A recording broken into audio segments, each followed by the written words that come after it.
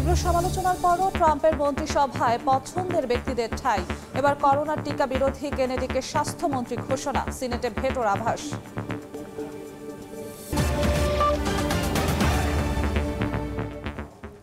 আন্তর্জাতিক সময়ের সঙ্গে আছি আমি জিন্নাতারা জশোয়া।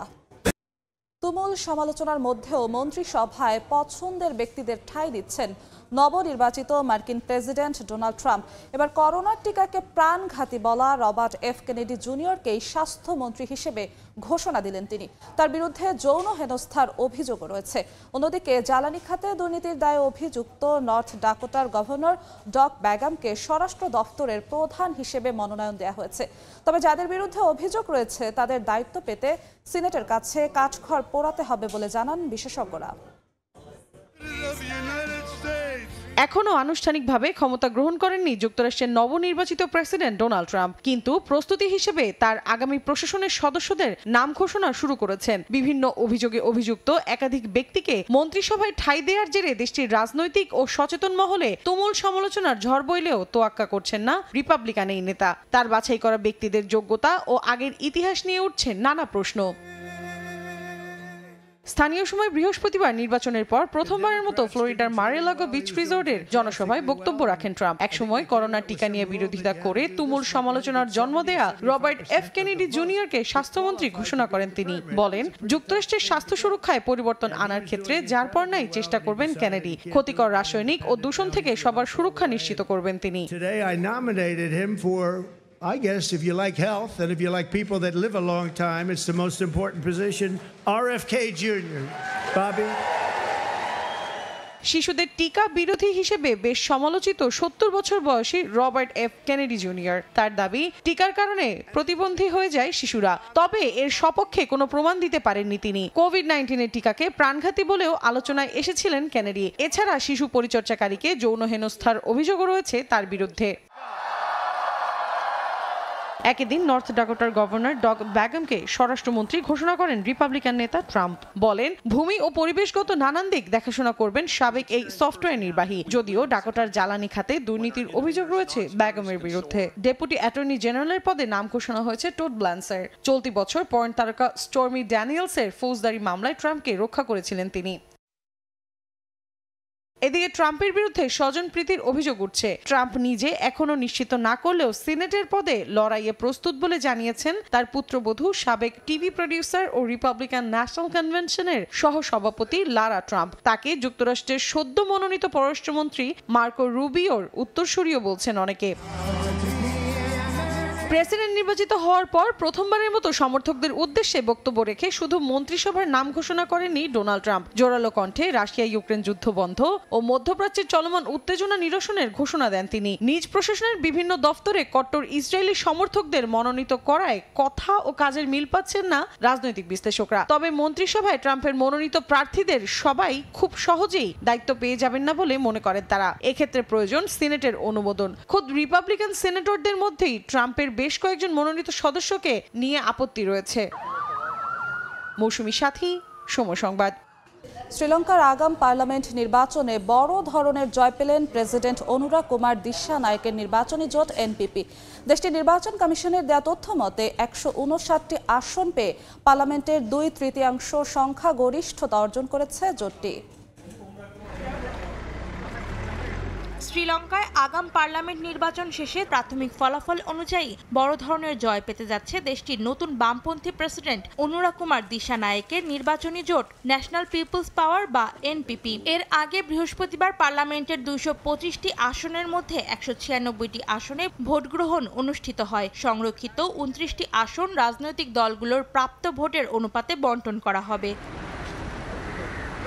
এবারের নির্বাচনে প্রতিদ্বন্দ্বিতা করেছেন 8,880 জনের বেশি প্রার্থী। ভোট পড়েছে 65%। দেশটির নির্বাচন কমিশনের দেওয়া তথ্য মতে এ পর্যন্ত এনপিপি প্রায় 62% ভোট পেয়েছে। জয় নিশ্চিত হয়েছে 52টি আসনে। ফলে এই নির্বাচনে বড় বিজয় প্রাপ্তির পথে রয়েছে এনপিপি জোট। এছাড়া জোটটির প্রধান প্রতিদ্বন্দ্বী এসজেবি জয় পেয়েছে 13টি আসনে, পেয়েছে 19% ভোট। 2022 সালে অর্থনৈতিক সংকটে পড়ে দ্বীপরাষ্ট্র শ্রীলঙ্কা।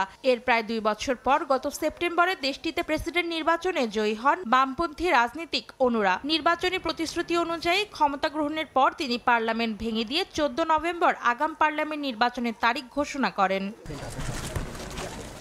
অন্তরা সেন, সময় সংবাদ। ভয়াবহ বায়ু দূষণে বিপর্যস্ত ভারতের নয়াদিল্লি। বন্ধ ঘোষণা করা হয়েছে রাজধানীর সব প্রাথমিক বিদ্যালয়। নির্মাণ কাজ ও ডিজেল চালিত গাড়ি চলাচলে জারি করা হয়েছে নিষেধাজ্ঞা। ধোঁয়াশার চাদরে ঢেকে আছে ভারতের নয়াদিল্লি। দূষণের জেরে নাজেহাল রাজধানী। বায়ু দূষণের পরিমাণ এতটাই বেড়েছে যে ধূলিকণার কারণে কাছে থাকা জিনিস দেখতেও বেগ পেতে হচ্ছে বাসিন্দাদের। পরপর 3 দিন এমন পরিস্থিতি থাকায় কড়া সিদ্ধান্ত নিল দেশটির সরকার।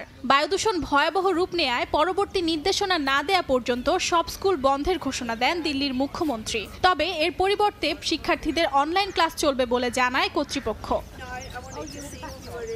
দিল্লির দূষণ ঘিরে উদ্বেগের সময় পার করছেন বাসিন্দারা। ভুগছেন নানা ধরনের স্বাস্থ্য জটিলতায়। বায়ু দূষণ নিয়ন্ত্রণে নির্মাণ কাজ ও ডিজেল চালিত গাড়ি চালানোর উপর নিষেধাজ্ঞা জারি করা হয়েছে। সেই সঙ্গে পরিস্থিতি নিয়ন্ত্রণে আনতে যান চলাচলের ওপরও বিশেষ নিয়মনীতি চালু করা হয়েছে। বায়ু দূষণের কারণে গত 2 দিনে ব্যাহত হয়েছে বিমান চলাচলও। দূষণের কারণে অনেক সমস্যা হচ্ছে। বয়স্কদের শ্বাস নিতে কষ্ট হয়, গলা ব্যথা, সর্দি এবং কাশির উপসর্গ দেখা দেয়। খড় পোড়ানোর ধোঁয়া এর অন্যতম কারণ। অন্যতম পর্যটক নিদর্শন তাজমহলও যেন ধোঁয়াশায় অদৃশ্য হয়ে গিয়েছে। হতাশ হয়ে ফিরে যেতে হচ্ছে তাজমহল দেখতে আসা পর্যটকদের। এদিকে দিল্লির আবহাওয়ারও নাজেহাল দশা। শীতের সময় এগিয়ে আসলেও গরম অনুভব করছেন বাসিন্দারা। দিল্লির ভয়াবহ তাপমাত্রাকে গ্যাস চেম্বারের সঙ্গে তুলনা করেছেন কংগ্রেস নেত্রী প্রিয়াঙ্কা গান্ধী। আগামী 6 দিনও দিল্লির এমন বেহাল দশা থাকবে বলে জানা যায়। কারণ হিসেবে জলবায়ু পরিবর্তনকে দায়ী করছে আবহাওয়া কর্তৃপক্ষ। অর্জিতা শেজিন, সময় সংবাদ। প্রিয় সামাজিক যোগাযোগ মাধ্যম ফেসবুকের মূল প্রতিষ্ঠান মেটাকে $84 কোটি জরিমানা করেছে ইউরোপীয় ইউনিয়ন। ফেসবুকের মার্কেট প্লেসে শ্রেণীবদ্ধ বিজ্ঞাপন পরিষেবায় ব্যবহারকারীদের স্বয়ংক্রিয় প্রবেশাধিকার দেওয়ার মাধ্যমে ব্যবসা সংক্রান্ত আইন লঙ্ঘন করায় এ জরিমানা বলে জানা গেছে। ইউরোপীয় ইউনিয়নের অভিযোগ, ফেসবুক মার্কেট প্লেসে সব ব্যবহারকারীর স্বয়ংক্রিয় প্রবেশাধিকার আছে, যা তাদের সামনে ইচ্ছা কিংবা অনিচ্ছা সত্ত্বেও নিয়মিতভাবে চলে আসে। তবে অভিযোগ অস্বীকার করে মেটার দাবি, বিজ্ঞাপনদাতাদের ইচ্ছার বিরুদ্ধে ব্যক্তিগত কোনো তথ্য ব্যবহার করে না তারা। ইতালির প্রায় 1000-এরও বেশি কৃষি খামারের মালিক বাংলাদেশি প্রবাসীরা। কৃষিক্ষেত্রে দ্রুত শক্তিশালী হচ্ছে প্রবাসী বাংলাদেশিদের অবস্থান। এসব ক্ষেত্রে 50,000-এরও বেশি বাংলাদেশি প্রবাসী কাজ করেন, যা দেশের রেমিটেন্স প্রবাহকে করেছে শক্তিশালী। ইতালি থেকে মাকসুদ রহমানের তথ্য ও চিত্রের রিপোর্ট। ইতালির শ্রমবাজারে প্রবাসী বাংলাদেশিদের রয়েছে গুরুত্বপূর্ণ অবদান। দেশটির অন্যতম প্রধান 3টি ক্ষেত্র পর্যটন, কৃষি ও জাহাজ নির্মাণ শিল্পে বাংলাদেশিদের শক্তিশালী অবস্থান রয়েছে। তবে অল্প কয়েক বছরের মধ্যে কৃষিক্ষেত্রে বাংলাদেশি প্রবাসীদের অর্জন ঈর্ষণীয়। এরই মধ্যে দেশটির বিভিন্ন অঞ্চলের প্রায় 5000-এরও বেশি কৃষি খামারের মালিকানা অর্জন করেছেন বাংলাদেশিরা। এসব কৃষি খামারে 50,000-এরও বেশি প্রবাসী কর্মী নিয়োজিত আছেন। সঠিক সুযোগ পেলে ইতালির কৃষিক্ষেত্রে আরও শক্তিশালী অবস্থান গড়তে সক্ষম হবে বলে মনে করেন প্রবাসী বাংলাদেশিরা।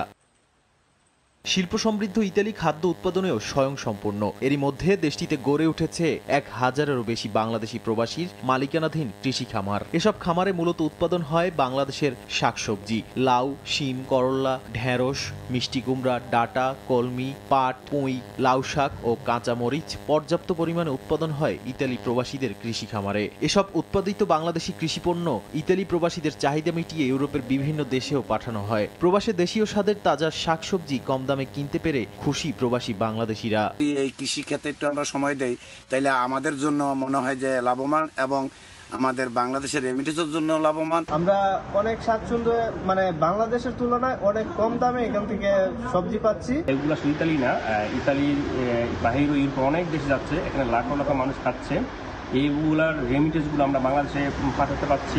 ইতালির কৃষির প্রধান পণ্যগুলো হচ্ছে গম, ভুট্টা ও জলপাই। দেশটিতে ছোট বড় মিলিয়ে প্রায় 16 লাখ কৃষি খামার রয়েছে। এসব ক্ষেত্রে 88 লাখ মানুষ কাজ করেন। ইতালির কৃষি বিভাগের তথ্য মতে স্থানীয়রা বিশেষ করে নতুন প্রজন্ম দিন দিন কৃষিকাজে আগ্রহ হারাচ্ছে। এতে গত এক দশকে দেশটির প্রায় 30% কৃষি খামার বন্ধ হয়ে গেছে। সরকারের তরফ থেকে বিদেশিদের মাধ্যমে এসব বন্ধ কৃষি ফার্মগুলো চালুর জন্য অনুদানও দেওয়া হচ্ছে। এমন সুবর্ণ সুযোগ কারণ ইতালির বড় বড় খামারের মালিক। সেই সঙ্গে রেমিটেন্সের মাধ্যমে দেশের জন্য এনে দিতে পারেন অর্থনৈতিক সাফল্য।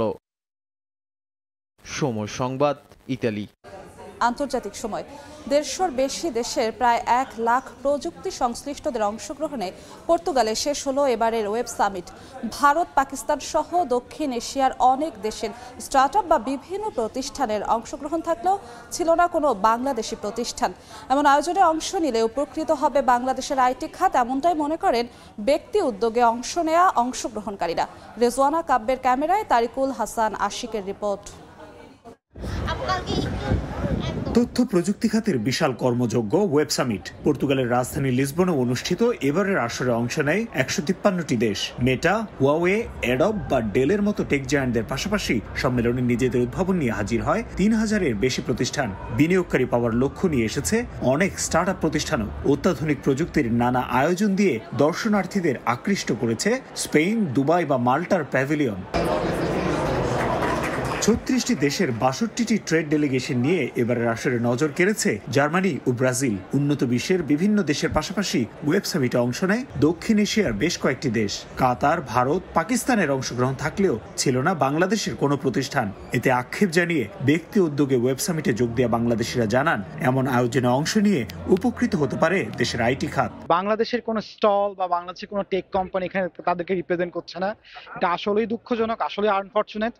আমার রিকোয়েস্ট থাকবে প্রত্যেকটা টেক কোম্পানি যারা বাংলাদেশে আছে তারা যদি আসে, তারা যদি এখানে এসে তাদের সার্ভিসটা বা এবং কান্ট্রি ফ্ল্যাগটাকে যদি এখানে এসে এত বাংলাদেশ হিসাবে যদি তারা এখানে আসে, আমার মনে হয় বাংলাদেশের টেক জগৎ আরো অনেক বেশি এগিয়ে যাবে।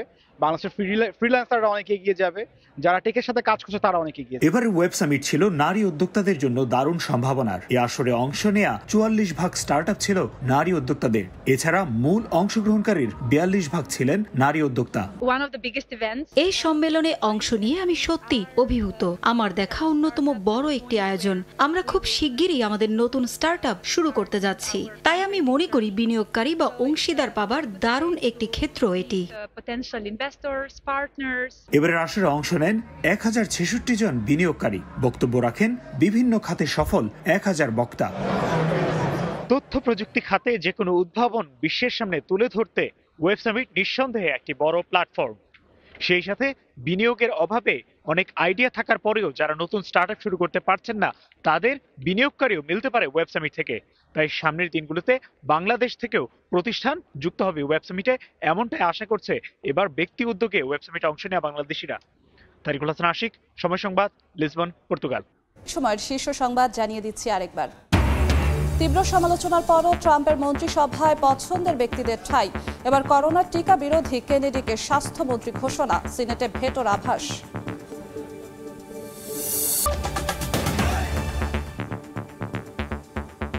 এই ছিল আন্তর্জাতিক সময়ের সঙ্গেই থাকুন সময়ের।